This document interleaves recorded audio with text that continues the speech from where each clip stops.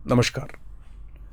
मैं आप सभी का स्वागत करता हूं स्वयं से साक्षात्कार कार्यक्रम में। हम जिस शीर्षक को लेके चल रहे हैं वो है ब्रह्म आत्म परिचय। प्रज्ञान पुरुष की वाणी अनुसार चल रहे हैं और एक दूसरा प्रवचन जो उन्होंने दिया था बंगला में, उस प्रवचन को हम फॉलो कर रहे हैं, जो प्रवचन शुरू हुआ था संस्कृत के कुछ श्लोकों के माध्यम से। तो आइए सुनते हैं प्रज्ञान पुरुष श्री श्री बाबा ठाकुर को। ब्रह्म आत्मा है क्या? वो सृष्टि का पीछू में है, पश्चात में है। उसको स्थूल रूप नहीं है, निराकार है। उसको कोई रूपांतर होता नहीं। रूप नहीं है तो परिवर्तन नहीं है, क्रिया भी नहीं है, और उसको कोई अंश भी नहीं है। वो निष्कल, निर्मल, निरंजन, टेंटलेस, कोनो टेंट नहीं है, गुण नहीं है, उधर गुण का भाव भी नहीं है। गुण भाव जो शक्ति का जो प्रकाश, वो उसमें नहीं है। मैं एक बार दोहरा देता हूं उन्होंने क्या कहा। ब्रह्म आत्मा क्या है? वह सृष्टि के पीछे है, पश्चात में है। उसका स्थूल रूप नहीं है, निराकार है।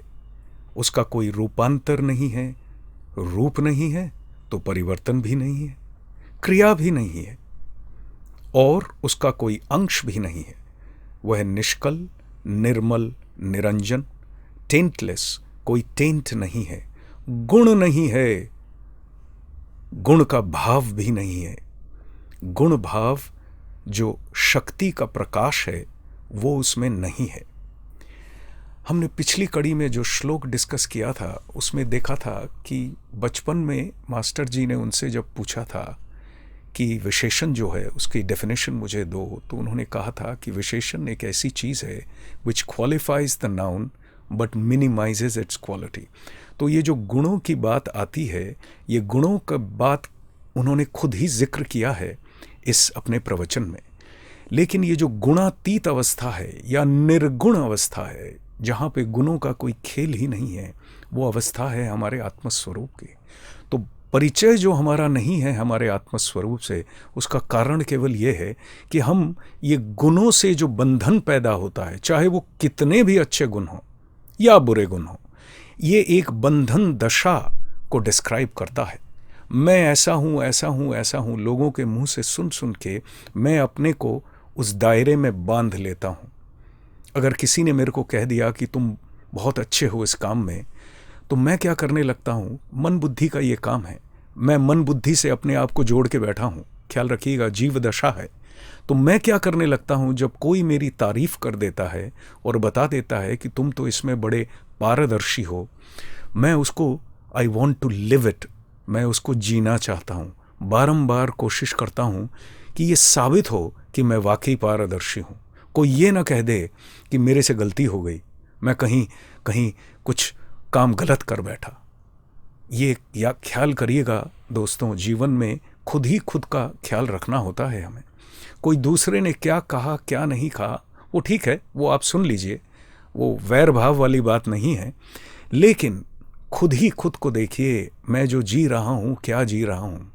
अगर ख्याल करिएगा, घर जाते हैं, बच्चों के साथ मैं बाप के बन जाता हूँ, बाप का रोल अदा करता हूँ। बीवी के साथ हस्बैंड का रोल अदा करता हूँ। पिता के सामने बेटे का रोल अदा करता हूँ। भांजे के सामने मामा का रोल अदा करता हूँ। दोस्तों के साथ दोस्त का रोल अदा करता हूँ। घर चला जाता हूँ किसी के, तो जो भी मेरा रिश्ता है उस रिश्ते के ऊपर बेस करके मैं बातचीत करता हूँ, रोल अदा करता हूँ। इतने सारे रोल अदा करते करते मैं भूल गया हूँ मैं कौन हूँ। मैं इस केवल रोल की जिंदगी जी रहा हूँ। गौर करिएगा, ये ब्रह्म ज्ञानी की बात है। मैं भी इसी का अनुधावन करता हूँ, कोशिश करता हूँ बारंबार खुद की तरफ देखूं और खुद के अंदर जो मन बुद्धि अहंकार का काम चल रहा है वो किस गति चल रहा है, किस एंगल में चल रहा है, उसके अंदर कितना ख्याल आ रहा है आत्मस्वरूप का। इसको करने के लिए अलग से समय की ज़रूरत नहीं होती है, ये सिर्फ अभ्यास की बात है। पुराने अभ्यासों को छोड़कर कुछ नए अभ्यास ग्रहण करने होते हैं, जिनकी चर्चा हम बराबर करते आए हैं और कर भी रहे हैं। सिर्फ अभ्यास बदलने से जो काम होता है वो नित्य साधना, अर्थात हर पल हर मुहूर्त हमारी साधना होती है। साधना क्यों हो रही है? क्योंकि मेरा जो पूर्ण आत्मस्वरूप है, जिसका कोई नाश नहीं है, जिसका कोई जन्म नहीं है तो मृत्यु भी नहीं है, उस आत्मस्वरूप की याद में, सोच में मैं जीवन जी रहा हूँ। हर वक्त मैं लोगों को भिन्न दृष्टि से देख नहीं रहा हूँ। जो भी काम पहले भिन्न भिन्न दृष्टि से किया करता था, कोशिश कर रहा हूँ कि उनको एक दृष्टि में करूँ। ये भी मैं ही हूँ, ये भी मैं ही हूँ, ये भी मैं ही हूँ। भले नहीं समझ में आ रही है आज बात, लेकिन फॉलो करने की कोशिश कर रहा हूँ। बस इससे बड़ी कोई साधना नहीं है। ना को साधो, साधना का अर्थ बताए थे। ना को साधो, साधना, ना को साधो का अर्थ कहे कि भाई अब तक जिंदगी में जितनी चीज़ों को ना करते आए हो, ये मुझे पसंद नहीं है, ये ठीक नहीं है, ये नहीं चाहिए, ना ना ना ना करते आए हो, उन सबको हाँ हाँ हाँ हाँ करो। वो ना को साध लो तो हर चीज़ पे हाँ हो जाएगी। जब तक हर चीज़ पे हाँ नहीं होगी तो मान कर और मना कर चलने की ज़िंदगी नहीं जी सकते। सबसे पहले हर चीज़ को मानना पड़ेगा, चाहे ईश्वर बोध में, गुरु बोध में, माँ बोध में, जो पसंद है, कृष्ण बोध में, शिव बोध में, हर चीज़ को मानना पड़ेगा। मानने के बाद उस मानना अनुसार जीवन जीना पड़ेगा। तो ये जो अभ्यास है, ये हर पल की साधना है। तो अलग से जो साधना हम समझते हैं कि कुछ कार्यक्रम करना, कहीं जाना, कुछ ध्यान करना, जाप करना आदि का प्रयोजन नहीं रहता है।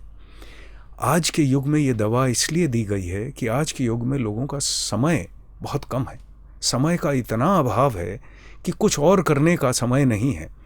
तो जो भी कर रहे हो उसी के अंदर ईश्वर को बिठा लो, गुरु को बिठा लो, खुद को बिठा लो, जैसा चाहे कर लो। तो अब जो पंचम श्लोक था उसको एक बार पढ़ लेते हैं। वो श्लोक ये था, निर्गुणं निष्कलं सूक्ष्मं निर्विकल्पं निरंजनम एकमेवाद्वयं ब्रह्मनेह नानास्ति किंचन। हम लोग पार्टली उसको कर चुके थे, जिसमें ये गुण वगैरह की बात आई और उन्होंने अपने बचपन की एक छोटी सी बात बताई। तो उन्होंने ये कहा कि गुण वह है जिससे बांधा जाता है, गुणबद्ध है बंधन दशा। गुण 3 प्रकार हैं, स्वभाव के 3 गुण हैं, सात्विक, राजसिक, तामसिक। रस्सी बनाने के लिए हमें 3 लाइनें चाहिए होती हैं जिससे हम बनाते हैं। लेकिन आत्मा टेंटलेस है, निष्कल। आत्मा इनडिविजिबल है, अविभक्त है, इसीलिए सूक्ष्म से भी सूक्ष्म है। सूक्ष्म हम समझते हैं, सटल चीज को समझते हैं। वो कह रहे हैं ये जो सटल समझ रहे हो मन बुद्धि द्वारा, उससे कहीं ज्यादा सूक्ष्म है और कहीं ज्यादा फाइनर है। ये इसका कोई विकल्प नहीं है, इसका कोई दूसरा कुछ और किसी चीज से इसको सब्स्टिट्यूट नहीं किया जा सकता है। जहां 2 नहीं है वहां सब्स्टिट्यूशन का कोई मतलब नहीं आता है। विदाउट एग्जाम्पलार ये वर्ड यूज किया था उन्होंने। तो आगे कहते हैं, निर्विकल्प है, आत्मा अखंड है, आत्मा निरंजन है। इसलिए हम 6th श्लोक पे जाते हैं। वो है अनिरूप्य स्वरूपम जन्मनो वाचाम गोचरम एकमेवाद्वयम ब्रह्मनेह नानास्ति किंचन। कह रहे हैं कि ये जो 6th पाद है इसमें कहा गया है अनिरूप्य स्वरूपम, इसलिए जन्मनो वाचाम गोचरम। अनिरूप्य स्वरूपम है, स्वरूप जिनका, जो स्वरूप खुद हैं, उनका स्वरूप कौन निर्णय करेगा। बड़ी इंटरेस्टिंग बात है। मैं अपना परिचय जब देता हूं किसी से, सबसे पहले तो अपना नाम बताता हूं, फिर आगे अगर डिपेंडिंग ऑन मैं किससे मिल रहा हूं, किससे बात कर रहा हूं, आगे और कहता हूं कि मैं ये पढ़ा लिखा हूं, मैं उनका बेटा हूं, उनका भाई हूं, मैं ये चीज़ें जानता हूं। याद रखिएगा, ये परिचय है गुणों का, मैं का नहीं। मैं का परिचय मैं कैसे दूंगा? तो यही बात यहां पे अनिरूप्य स्वरूपम कह रहे हैं। स्वरूप जो हैं उनका स्वरूप निर्णय कौन करेगा? देखिए, एक नई बात शायद बहुतों को पता चल रही है।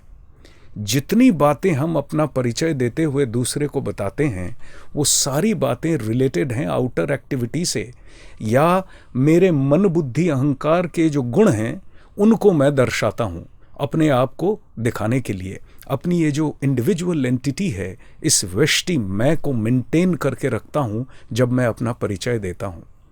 समष्टि बोध में, ईश्वरीय बोध में या तुरीय बोध में, ये बोध में मैं कैसे इन बातों से अपना परिचय दूंगा?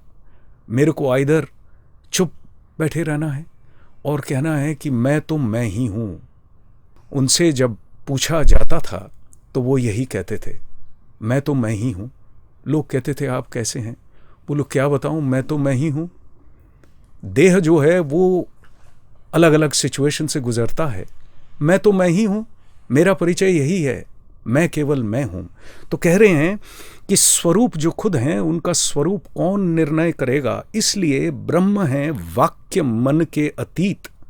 वाक्य मन किसी हालत में उसे पा नहीं सकते हैं। तो जब हम वाक्यों के द्वारा, मन के द्वारा अपना परिचय देते हैं तो वो लिमिटेड परिचय होता है। जब लिमिटेड परिचय मैं ही मान रहा हूँ अपना, अर्थात अपने आप को बंधन दशा में मान रहा हूँ, क्योंकि गुणों से बता रहा हूँ। पिछले श्लोक में हमने देखा था, जैसे ही गुणों के माध्यम मैं अपने आप को प्रकाशित करता हूँ तो मैं बंध गया, उन्हीं गुणों से बंध गया। तो जब मैं अपने आप को ही लिमिटेड मान रहा हूँ तो अनलिमिटेड तो सोच भी नहीं सकता, जाहिर सी बात है। तो परिचय देते हुए कहने का मतलब है कि आदत ऐसी डाल लें चलते चलते, तो ज़्यादा से ज़्यादा, मतलब अगर किसी को लगता है कि उसे बुरा लगेगा तो ठीक है, मैं ठीक हूँ, मेरा नाम ज़रूर बता दिया गया, लेकिन मन ही मन ख्याल ज़रूर रखना है कि मेरा परिचय कुछ नहीं है, मैं तो मैं ही हूँ। मेरा परिचय, मैं का परिचय मैं ही है, इससे ज़्यादा कुछ कहा नहीं जा सकता है। जैसा कहते थे प्रज्ञान पुरुष, मैं वही रिपीट कर रहा हूँ। आगे कहते हैं, ये वाक्य मन के अतीत है, इसलिए उसका निरूपण नहीं हो सकता है। ब्रह्म है इनडिटर्मिनेबल, बियॉन्ड एनी आर्ग्यूमेंट्स। याद रखिए, बुद्धि तर्क करेगी। तर्क में जो लोग माहिर हैं जगत में, वो लोग इन बातों को लेके तर्क करेंगे, लेकिन जो स्वरूप है वहाँ तर्क नहीं हो सकता है। तर्क के लिए 3 चीज़ें चाहिए, एक सब्जेक्ट, एक ऑब्जेक्ट और एक इंटरवीनिंग फैक्टर। जो तर्क करने वाला है उसे कुछ सब्जेक्ट देना पड़ेगा, वो अपने आप को सब्जेक्ट मानेगा, उसको कोई टॉपिक देना पड़ेगा जिसके ऊपर वो तर्क करेगा। तो वो टॉपिक और तर्क करने वाला, और ये टॉपिक और तर्क करने वाले के बीच में जो कोरिलेटिंग फैक्टर है, यानी जो बातचीत हो रही है, जो चीज़ें जाहिर हो रही हैं, ये सारी चीज़ें द्वैत बुद्धि से हैं, केवल नानात्व बहुत्व की बुद्धि से हैं, एकत्व की बुद्धि से ये बात नहीं हो सकती है। तर्क की कोई बात ही नहीं है। तो प्रज्ञान पुरुष को हमने ये कहते हुए सुना कि भैया लेना है ले लो, अच्छा लगे ले लो, नहीं लगे तो रख देना, कोई बात नहीं है। ये जो कुछ गया है, जो कुछ निकला है इसके अंदर से, वो सब इसी के पास वापस आ जाएगा, कोई बात नहीं है। Nothing to worry. तुमको पसंद हो तुम ग्रहण कर लो, ना पसंद हो तो लो मत बाबा। मैं कभी तुमसे बाबा हिसाब नहीं लूँगा, ये कहा था, ये कहा था, तूने क्या किया इसके बारे में, ऐसा हिसाब कुछ नहीं लूँगा। मेरे पास हिसाब का कोई काम नहीं है बाबा। तुम्हारी अपनी मर्जी है, अपनी मर्जी से मेरे पास आए हो, अपनी मर्जी से चले जाओगे। मेरे पास आह्वान भी नहीं है और विसर्जन भी नहीं है, बुलाना भी नहीं है, भेजना भी नहीं है। मेरे पास केवल है समदर्शन, अर्थात समत्व में प्रतिष्ठा और दर्शन। जो भी कुछ देखना, सुनना, जानना, करना, सब कुछ समत्व में है, क्योंकि एक की अवस्था यही है। वहाँ पे असमान कुछ होने के लिए 2 चाहिए कम से कम।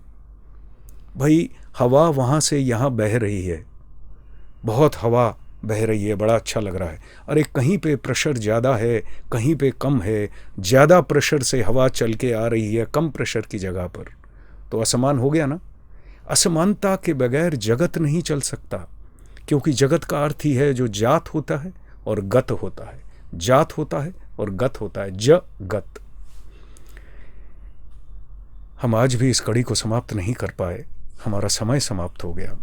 तो आइए सुनते हैं प्रज्ञान पुरुष श्री श्री बाबा ठाकुर का उद्गत भजन। स्वबोध में सबके हृदय में खेलते हो गुरु नित्यानूतन।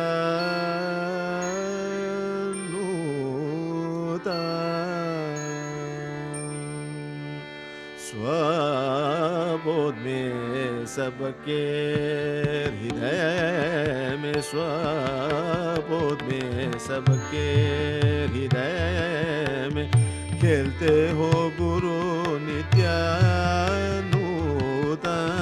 खेलते हो गुरु नित्यानूतन। परमहंस हंस परम तू ही स्वानुभव देव स्वयं।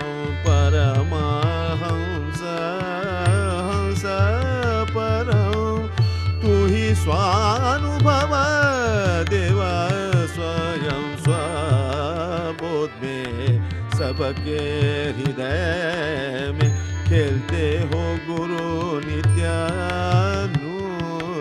स्वबोध में सबके हृदय में तू ही ब्रह्मा विष्णु शिव सर्वजीव सर्वदेव। तू ही ब्रह्मा विष्णु शिव सर्वजीव सर्वदेव। लीला तव अभिनव, लीला तव अभिनव अस्ति भाति प्रियं। स्वबोध में सबके हृदय में खेलते हो गुरु नित्यानूतन। स्वबोध में सबके हृदय में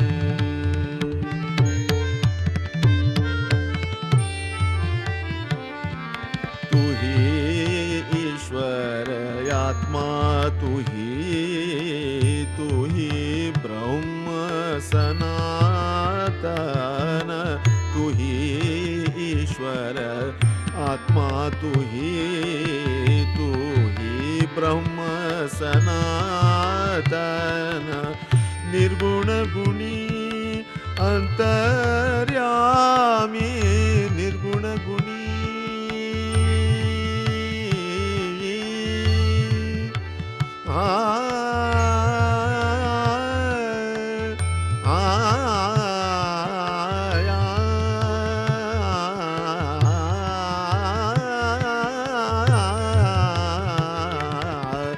निर्गुण गुणी अंतर्यामी।